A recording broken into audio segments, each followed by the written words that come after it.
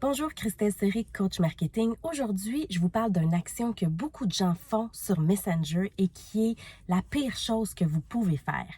Dans les MLM particulièrement, ils ont des stratégies d'acquisition de clients par la messagerie Facebook qui fait en sorte que les gens vont transférer des vidéos ou vont envoyer des messages qui sont totalement non personnalisés.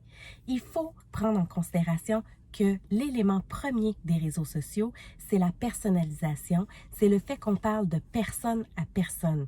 Donc la masse, c'est pas le temps de l'exploiter, c'est pas le temps d'envoyer un message et de dire voici ce que je fais, blablabla, des longs messages qui finissent plus. Il faut s'adapter, il faut transférer, il faut personnaliser notre message selon la personne qui est devant nous.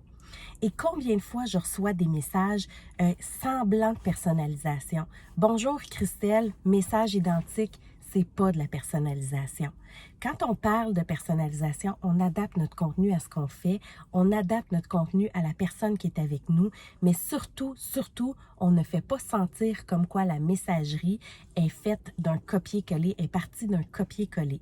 Je vous donne un exemple concret. C'était à ma fête il y a quelques semaines. J'ai reçu plein de messages du même groupe de MLM, exactement la même affaire qui me souhaitait bonne fête en privé, parce que j'étais contente. Deuxième message, vas-tu profiter de toi et ta famille pendant cette période? Troisième message, blablabla, voici ce que je te propose comme plan.